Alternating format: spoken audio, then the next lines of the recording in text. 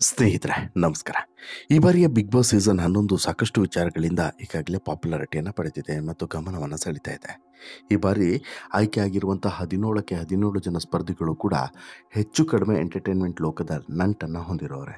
ಅದರಲ್ಲೂ ಕೂಡ 2-3 ಜನ ಬಿಟ್ಟರೆ ಬಹುತೇಕ ಎಲ್ಲರೂ ಕೂಡ ಪಾಪ್ಯುಲರ್ ಆಗಿದ್ದವರು ಮತ್ತು ಎಂಟರ್ಟೈನ್ಮೆಂಟ್ ಲೋಕದ ನಂಟನ್ನು ಹೊಂದಿದ್ದವರು. ಅದರಲ್ಲಿ ಇನ್ನೊಂದು ವಿಶೇಷ ಏನಂತ ಹೇಳಿದ್ರೆ, ಈ ಬಾರಿ ಸೀಸನ್ 11 ಏನಿದೆ ನೋಡಿ, ಇದು ಒಂದು ರೀತಿಯಲ್ಲಿ ಹೊಸ ಅಧ್ಯಾಯ ಹೇಗೋ ಹಾಗೇನೆ ದರ್ಶನ್ ವಿಚಾರದಲ್ಲೂ ಕೂಡ ಸಾಕಷ್ಟು ಸುದ್ದಿ ಆಗ್ತಿರುವಂಥ ಸಂದರ್ಭದಲ್ಲಿ ದರ್ಶನ್ಗೆ ಆತ್ಮೀಯರಾಗಿದ್ದಂತಹ 4 ಸ್ಪರ್ಧಿಗಳು ಬಿಗ್ ಬಾಸ್ ಮನೆಗೆ ಎಂಟ್ರಿಯನ್ನು ಕೊಟ್ಟಿದ್ದಾರೆ ಅನ್ನೋದು ಮತ್ತೊಂದು ಸ್ಪೆಷಲ್. ಹೌದು, ಡಿ ಬಾಸ್ ದರ್ಶನ್ಗೆ ಈಗ ಸ್ಪೆಷಲ್ ಆಗಿ ಕನೆಕ್ಷನ್ ಹೊಂದಿರುವಂತಹ 4 ಜನ ಸ್ಪರ್ಧಿಗಳು ಈಗ ಬಿಗ್ ಬಾಸ್ ಮನೆಯ ಒಳಗಡೆಯನ್ನು ಪ್ರವೇಶವನ್ನು ಪಡೆದಿದ್ದಾರೆ. ಜೊತೆಗೆ ಇಲ್ಲಿ ಬಿಗ್ ಬಾಸ್ ಮನೆಯ ಒಳಗಡೆ ಪ್ರವೇಶವನ್ನು ಪಡೆಯೋದು ಮಾತ್ರವಲ್ಲ, ಒಬ್ಬ ಸ್ಪರ್ಧಿ ವೇದಿಕೆಯ ಮೇಲೆ ಮಾತನಾಡಿರೋದು ಇದು ಆರಂಭದ ದಿನದಿಂದ ಇವತ್ತಿನವರೆಗೂ ಕೂಡ ಚರ್ಚೆ ಆಗ್ತಾನೆ ಇದೆ. ನಾನು ಆರಂಭದಲ್ಲಿ ಇದರ ಬಗ್ಗೆ ಹೆಚ್ಚು ಸೀರಿಯಸ್ ಆಗಿ ಪರಿಗಣನೆ ಮಾಡದೇ ಇದ್ದರೂ ಕೂಡ ಈಗ ಇದು ಹೆಚ್ಚು ಚರ್ಚೆ ಆಗ್ತಿದೆ. ಜೊತೆಗೆ ಬಿಗ್ ಬಾಸ್ ಮನೆಯ ಇತರ ಸದಸ್ಯರಿಗೂ ಕೂಡ ದರ್ಶನ್ ಜೊತೆಗೆ ನೇರ ನಂಟಿರುವಂಥದ್ದು. ಬಿಗ್ ಬಾಸ್ ಮನೆಯ ಒಳಗಡೆನೂ ಕೂಡ ದರ್ಶನ್ ಅನ್ನುವಂತಹ ಜಪ ಶುರುವಾಗುತ್ತಾ ಅನ್ನುವಂತಹ ಮಾತುಗಳು ಕೇಳಿ ಬರ್ತಿದೆ. ಹೆಚ್ಚು ಕಡಿಮೆ ಈಗ ಸುದೀಪ್ ಅವರು ಹೋಸ್ಟ್ ಮಾಡುವಂಥ ಸಂದರ್ಭದಲ್ಲಿ ದರ್ಶನ್ ಹೆಸರು ಬಂದಾಗ ಸುದೀಪ್ ಅವರ ರಿಯಾಕ್ಷನ್ ಹೇಗಿರುತ್ತೆ ಇದು ಒಂದು ಭಾಗ. ಆದರೆ ಬಿಗ್ ಬಾಸ್ ಮನೆ ಒಳಗಡೆ ದರ್ಶನ್ ಹೆಸರು ಬಂದಾಗ ಹೇಗಿರ್ತದೆ ಅನ್ನೋದು ಮತ್ತೊಂದು ಭಾಗ. ಯಾಕಂತ ಹೇಳಿದ್ರೆ ದರ್ಶನ್ಗೆ ಇರುವಂಥ ಫ್ಯಾನ್ಸ್ ಫಾಲೋವಿಂಗ್ ಅಷ್ಟು ದೊಡ್ಡ ಮಟ್ಟದಲ್ಲಿದೆ. ಇವತ್ತಿಗೆ ದರ್ಶನ್ ಫಾಲೋವಿಂಗ್ ಸಂಖ್ಯೆ ಕಡಿಮೆ ಆಗಿರ್ಬೋದು, ಬಟ್ ಆದರೆ ದೊಡ್ಡ ಮಟ್ಟದಲ್ಲಿ ಕಡಿಮೆ ಆಗೋದಕ್ಕೆ ಸಾಧ್ಯವಿಲ್ಲ. ಇವತ್ತಿಗೂ ಕೂಡ ಡಿ ಬಾಸ್ ದರ್ಶನ್ ಅಂತ ಹೇಳ್ಬಿಟ್ಟು ಕಿರಿಚೋರು ಕೂಗೋರು ಸಾಕಷ್ಟು ಜನ ಇದ್ದಾರೆ. ಅದಕ್ಕೆ ಹೊಸದೊಂದು ಸೇರ್ಪಡೆ ಈ ಸ್ಪರ್ಧಿಗಳು ಅನ್ನೋದು 4 ಜನ ಸ್ಪರ್ಧಿಗಳು ಅನ್ನೋದು ಕೂಡ ಸತ್ಯ. ಹಾಗಾದರೆ ಯಾರು ಆ 4 ಜನ ಸ್ಪರ್ಧಿಗಳು, ಅವ್ರಿಗೂ ಮತ್ತು ದರ್ಶನ್ಗೆ ಇರುವಂಥ ಕನೆಕ್ಷನ್ ಎಂಥದ್ದು ಅದನ್ನು ನಿಮ್ಮ ಮುಂದೆ ಇಡ್ತಾ ಹೋಗ್ತೀನಿ. ಅದಕ್ಕಿಂತ ಮುಂಚೆ ನೀವಿನ್ನೂ ಕೂಡ ನಮ್ಮ ಚಾನಲನ್ನು ಸಬ್ಸ್ಕ್ರೈಬ್ ಮಾಡಿಲ್ಲ ಅಂದರೆ ದಯವಿಟ್ಟು ಕೂಡಲೇ ಸಬ್ಸ್ಕ್ರೈಬ್ ಮಾಡಿ, ಜೊತೆಗೆ ಕೊನೆವರೆಗೆ ಈ ಸ್ಟೋರಿಯನ್ನು ನೋಡಿ ನಂತರ ನಿಮ್ಮ ಅಭಿಪ್ರಾಯವನ್ನು ಕಮೆಂಟ್ ಮಾಡಿ ತಿಳಿಸಿ ಅಂತೇಳಿ ಹೇಳ್ತಾ, ಬಿಗ್ ಬಾಸ್ ಕನ್ನಡ ಸೀಸನ್ 11 ಈ ರಿಯಾಲಿಟಿ ಶೋ ಇದೆಯಲ್ಲ, ಇದು ಅತ್ಯಂತ ಗ್ರ್ಯಾಂಡಾಗಿ ಈಗಾಗಲೇ ಶುರುವಾಗಿ 3 ದಿನಕ್ಕೆ ಕಾಲಿಟ್ಟಿದೆ. ಈ ಸಲ ಯಾರು ಬಿಗ್ ಬಾಸ್ ಮನೆಗೆ ಹೋಗ್ತಾರೆ ಅನ್ನುವಂತಹ ಚರ್ಚೆ ಆರಂಭದ 1 ತಿಂಗಳಿನಿಂದಲೂ ಕೂಡ ಕೇಳಿ ಬರ್ತಿತ್ತು. ಆದರೆ ಕೊನೆಗೆ ಎಲ್ಲದಕ್ಕೂ ಕೂಡ ತೆರೆ ಬಿತ್ತು. ಒಂದಷ್ಟು ಅನಿರೀಕ್ಷಿತ ಹೆಸರುಗಳು ಕೂಡ ಬಿಗ್ ಬಾಸ್ ಮನೆಯ ಒಳಗಡೆ ಸೇರಿಕೊಂಡು ಬಿಗ್ ಬಾಸ್ ಮನೆಯ ಒಳಗಡೆ 17 ಜನ ಸ್ಪರ್ಧಿಗಳು ಕೂಡ ಹೋಗಿದ್ದಾರೆ. ಈಗಾಗಲೇ 17 ಮಂದಿ ಬಿಗ್ ಬಾಸ್ ಮನೆಯನ್ನು ಪ್ರವೇಶವನ್ನು ಪಡೆದಾಗಿದೆ. ಅದರಲ್ಲೂ ಕೂಡ ಈ ಬಾರಿ ಬಿಗ್ ಬಾಸ್ ಮನೆಯನ್ನು ಪ್ರವೇಶಿಸಿರುವಂಥ ಸ್ಪರ್ಧಿಗಳಲ್ಲಿ ಯಮುನಾ ಶ್ರೀನಿಧಿ, ಅನುಷಾ ರೈ, ಧರ್ಮಿ ಕೀರ್ತಿರಾಜ್ ಮತ್ತು ಲಾಯರ್ ಜಗದೀಶ್ ಈ 4 ಸಿಕ್ಕಾಪಟ್ಟೆ ಗಮನವನ್ನು ಸೆಳೀತಿದ್ದಾರೆ. ಯಾಕಂದರೆ ಇವರೆಲ್ಲರೂ ಕೂಡ ನಟ ದರ್ಶನ್ ಜೊತೆಗೆ ಒಂದು ರೀತಿಯಾದಂತಹ ಪ್ರತ್ಯಕ್ಷ ಮತ್ತು ಪರೋಕ್ಷವಾದಂಥ ಸಂಬಂಧವನ್ನು ಅಥವಾ ನಂಟನ್ನು ಹೊಂದಿದ್ರು ಅನ್ನೋಂಥ ಕಾರಣಕ್ಕೆ ಕೇಳಿ ಅದು ಯಾವಾಗ ನಟ ದರ್ಶನ್ ಜೈಲು ಸೇರಿದ್ರು ಅದಾದ ಬಳಿಕ ರಾಜ್ಯದಾದ್ಯಂತ ದರ್ಶನ್ ಬಗ್ಗೆ ಹೊಸ ರೀತಿಯಾದಂಥ ಕೂಗುಗಳು ಮತ್ತು ಆಕ್ರೋಶಗಳು ಜೊತೆಗೆ ಅದೊಂದು ಅಭಿಮಾನದ ಪ್ರೀತಿ ಉಕ್ತಾನೆ ಇದೆ. ಅದರಲ್ಲೂ ಕೂಡ ದರ್ಶನ್ ಅನ್ನೋಂಥ ವಿಚಾರ ಪದೇ ಉಲ್ಲೇಖ ಆಗ್ತಿರುವಂಥ ಸಂದರ್ಭದಲ್ಲಿ ಬಿಗ್ ಬಾಸ್ ವೇದಿಕೆಯಲ್ಲೂ ಕೂಡ ದರ್ಶನ್ ವಿಚಾರ ಪ್ರಸ್ತಾಪ ಆಗ್ತಿರುವಂಥದ್ದು ಮತ್ತೊಂದು ವಿಶೇಷ. ಅದರಲ್ಲೂ ಕೂಡ ಮತ್ತೊಂದು ದೊಡ್ಡ ವಿಚಿತ್ರ ಮತ್ತು ವಿಶೇಷ ಅಂತ ಹೇಳಿದ್ರೆ, ಈ 4 ಜನ ಸ್ಪರ್ಧಿಗಳು ದರ್ಶನ್ ಜೊತೆಗೆ ವಿಶೇಷವಾದಂಥ ನಂಟನ್ನು ಹೊಂದಿದ್ದಾರೆ ಅನ್ನುವಂಥದ್ದು. ಯಾಕಂದರೆ ಇವರೆಲ್ಲರೂ ಕೂಡ ದರ್ಶನ್ ತೂಗುದೀಪ ಜೊತೆಗೆ ಪ್ರತ್ಯಕ್ಷನೋ ಪರೋಕ್ಷನೋ ಒಂದು ರೀತಿಯಾದಂಥ ಸಂಬಂಧವನ್ನು ಹೊಂದಿದ್ದಾರೆ. ಅದರಲ್ಲಿ ನಟ ಧರ್ಮ ಮಾತ್ರ ಬಿಗ್ ಬಾಸ್ ವೇದಿಕೆ ಮೇಲೇ, ಅದು ಕೂಡ ಸುದೀಪ್ ಅವರ ಎದುರುಗಡೆನೆ ದರ್ಶನನ್ನು ನೆನೆಸ್ಕೊಳ್ತಾರೆ. ಅಷ್ಟಕ್ಕೂ ಈ 4 ದರ್ಶನ್ ಜೊತೆಗೆ ಇರುವಂಥ ಕನೆಕ್ಷನ್ ಯಾವ ರೀತಿ ಅದನ್ನು ನೋಡ್ತಾ ಹೋಗೋದಾದರೆ, ಹಿರಿಯ ನಟ ಕೀರ್ತಿರಾಜ್ ಅವರ ಪುತ್ರ ಧರ್ಮ ಕೀರ್ತಿರಾಜ್ ಚಿತ್ರರಂಗಕ್ಕೆ ಎಂಟ್ರಿ ಕೊಟ್ಟಿದ್ದೆ ದರ್ಶನ್ ಅವರ ತೂಗುದೀಪ ಪ್ರೊಡಕ್ಷನ್ನ ಬ್ಯಾನರ್ನ ನಿರ್ಮಾಣದಲ್ಲಿ ನವಗ್ರಹ ಸಿನಿಮಾದ ಮೂಲಕ. ಜನರು ಇಂದಿಗೂ ಕೂಡ ನನ್ನನ್ನು ಸಿನಿಮಾದ ಈ ನವಗ್ರಹ ಸಿನಿಮಾದ ಕಣ್ಣು ಸಲಿಗೆ ಹಾಡಿನಿಂದಲೇ ಗುರುತಿಸೋದು. ನನಗೆ ಮೊದಲ ಬಾರಿಗೆ ಅವಕಾಶ ಮಾಡಿಕೊಟ್ಟಂತಹ ದರ್ಶನ್ ಮತ್ತು ದಿನಕರ್ ತೂಗುದೀಪ್ ಅವರಿಗೆ ಧನ್ಯವಾದಗಳು ಅಂತ ಹೇಳಿಬಿಟ್ಟು ಬಿಗ್ ಬಾಸ್ನ ವೇದಿಕೆ ಮೇಲೆ ಸುದೀಪ್ ಅವರ ಎದುರುಗಡೆನೆ ಹೇಳುವಂಥದ್ದು ಸಿಕ್ಕಾಪಟ್ಟೆ ವಿಶೇಷವಾಗಿತ್ತು.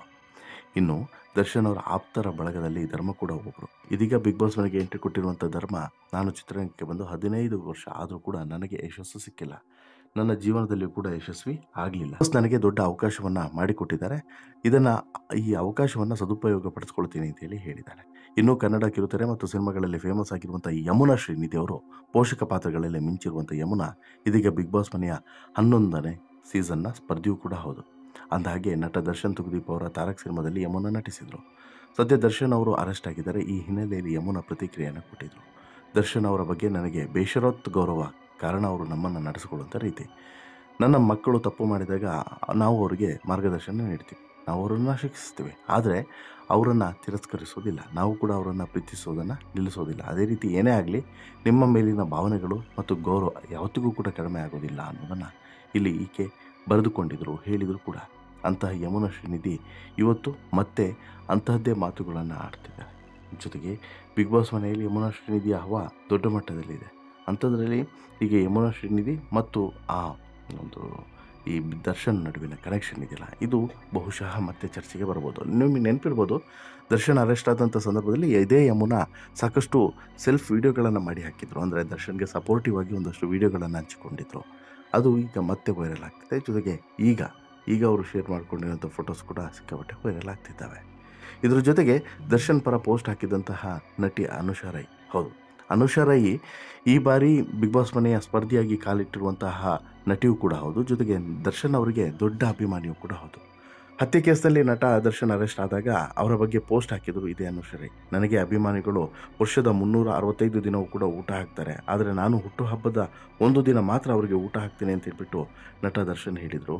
ಮೈ ಮೇಲೆ ನನ್ನ ಹೆಸರನ್ನು ಹಚ್ಚೆ ಹಾಕಿಸ್ಕೊಳ್ಬೇಡಿ, ಚಿತ್ರ ನೋಡಿ ಸಾಕು ಅಂತೇಳಿ ನಿಮ್ಮ ತಂದೆ ತಾಯಿ ಹೆಸರನ್ನು ಹಚ್ಚೆ ಹಾಕಿಸ್ಕೊಳ್ಳಿ ಅಂತಲೂ ಕೂಡ ತಮ್ಮ ಎದೆಯ ಮೇಲೆ ಅಭಿಮಾನಿಗಳನ್ನು, ನನ್ನ ಸೆಲೆಬ್ರಿಟೀಸ್ ಅಂತೇಳಿ ಹಚ್ಚೆಯನ್ನು ಹಾಕಿಸ್ಕೊಂಡಂತಹ ಅಭಿಮಾನಿಗಳ ದಾಸ ಅವರು. ಆದರೆ ಇಂಥ ವ್ಯಕ್ತಿಯಿಂದ ಈ ರೀತಿಯಾದಂತಹ ತಪ್ಪಾಯಿತು ಅಂತ ಹೇಳಿದ್ರೆ ನಂಬೋದಕ್ಕೆ ಅಸಾಧ್ಯ. ಅದೇನೇ ಆದರೂ ಕೂಡ ಕಾನೂನಿದೆ, ಅದು ಕಾನೂನು ನೋಡಿಕೊಳ್ತದೆ. ತಪ್ಪು ಮಾಡಿಲ್ಲವಾದರೆ ಅವರು ಸಹಜವಾಗಿ ದಾನ ಧರ್ಮಗಳೇ ಅವರನ್ನು ಕಾಪಾಡುತ್ತೆ. ಹಾಗಾಗಿ ಹೊರಗಡೆ ಬರ್ತಾರೆ. ಸದ್ಯಕ್ಕಿನ್ನೂ ಕೂಡ ಆರೋಪಿ ಅಷ್ಟೇ, ಅಪರಾಧಿ ಆಗಿಲ್ಲ ಅಂತ ಹೇಳ್ಬಿಟ್ಟು ಅನುಷಾ ರೈ ಸುದೀರ್ಘವಾದಂಥ ಒಂದು ಪೋಸ್ಟನ್ನು ಹಾಕಿ ಸಪೋರ್ಟನ್ನು ಮಾಡಿದರು. ಯಾರಿಗೆ? ಇದೇ ದರ್ಶನ್ಗೆ. ಇದು ಒಂದು ಭಾಗ. ಇನ್ನು ಇನ್ನೊಬ್ಬರು ಸ್ಪರ್ಧಿ ಯಾರು? ಅದು ಜಗದೀಶ್ ಅವರು. ಬಿಗ್ ಬಾಸ್ ಮನೆಗೆ ಎಂಟ್ರಿ ಕೊಟ್ಟಿರುವಂಥ ಲಾಯರ್ ಜಗದೀಶು ಸೋಷಿಯಲ್ ಮೀಡಿಯಾದಲ್ಲಿ ವಕೀಲ್ ಸಾಬ್ ಅಂತಲೇ ಫೇಮಸ್ಸು. ಕೆಲ ದಿನಗಳ ಹಿಂದಷ್ಟೇ ಜೈಲಿನಲ್ಲಿರುವಂಥ ನಟ ದರ್ಶನ್ ಅವರನ್ನು ಬಿಡುಗಡೆ ಮಾಡಬೇಕು ಅಂತೇಳಿ ಆಗ್ರಹಿಸಿ ಬೆಂಗಳೂರಿನ ಫ್ರೀಡಂ ಪಾರ್ಕ್ನಲ್ಲಿ ಪ್ರತಿಭಟನೆಯನ್ನು ನಡೆಸಿ ಸುದ್ದಿಯಾಗಿದ್ದರು. ಅದಕ್ಕೂ ಮುನ್ನ ದರ್ಶನ್ ವಿರುದ್ಧವೇ ಹೇಳಿಕೆಯನ್ನು ಕೂಡ ಕೊಟ್ಟಿದ್ದರು. ಸದಾ ಒಂದಿಲ್ಲೊಂದು ವಿಚಾರದಲ್ಲಿ ಈ ಜಗದೀಶು ಯಾವುದೇ ಫಿಲ್ಟರ್ ಇಲ್ಲದೆ ಮಾತನಾಡುವಂಥದ್ದು ಕೆಲವು ಸಲ ಜಗದೀಶ್ಗೆ ಮುಳುವಾಗ್ತದೆ. ಓವರಾಲ್ ಆಗಿ ಜಗದೀಶು ಇಲ್ಲಿ ಹೇಳೋ ಪ್ರಕಾರ ದರ್ಶನ್ಗೆ ಬೇಲ್ ಸಿಗುತ್ತೆ ಅನ್ನುವಂಥದ್ದು.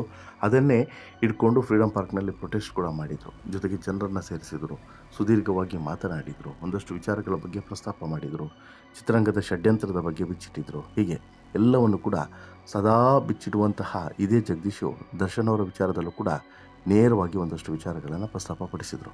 ಒಟ್ಟಿನಲ್ಲಿ ಒಂದಲ್ಲ ಒಂದು ರೀತಿಯಲ್ಲಿ ದರ್ಶನ್ ಅವರ ಜೊತೆಗಿನ ಎಲ್ಲ ಕನೆಕ್ಷನ್ಗಳನ್ನು ಹೊಂದಿರುವಂಥ ಈ ಸ್ಪರ್ಧಿಗಳು ದರ್ಶನ್ ಆಪ್ತ ಬಳಗದಲ್ಲಿ ನಟ ಕೀರ್ತಿರಾಜ್ ಗುರುತಿಸಿಕೊಂಡಿದ್ದರೆ, ದರ್ಶನ್ ಪರವಾಗಿ ಪ್ರತಿಭಟನೆ ಮಾಡಿದಂಥ ಜಗದೀಶು, ಇನ್ನು ದರ್ಶನ್ ಮೇಲೆ ಯಮುನಾ ಮತ್ತು ಅನುಷಾ ರೈ ಇರುವಂಥ ಅಭಿಮಾನ, ಇವೆಲ್ಲದೂ ಕೂಡ ವಿಶೇಷವೇ. ಓವರಾಲ್ ಆಗಿ ನಿಮಗೇನು ಅನಿಸುತ್ತೆ ಸ್ನೇಹಿತರೆ? ಈ ಸ್ನೇಹದ ಬಗ್ಗೆ, ಈ ಸಂಬಂಧದ ಬಗ್ಗೆ ಓವರಾಲ್ ಆಗಿ ನಿಮ್ಮ ಅಭಿಪ್ರಾಯ ಏನು? ದಯವಿಟ್ಟು ಕಮೆಂಟ್ ಮಾಡಿ ತಿಳಿಸಿ. ಜೊತೆಗೆ ಈ ಸ್ಟೋರಿ ಇಷ್ಟ ಆಯಿತು ಅಂತ ಹೇಳಿದ್ರೆ ಲೈಕ್ ಮಾಡಿ, ಶೇರ್ ಮಾಡಿ, ಚಾನಲ್ಗೆ ಸಬ್ಸ್ಕ್ರೈಬ್ ಆಗೋದನ್ನು ಮರಿಬೇಡಿ. ಧನ್ಯವಾದ.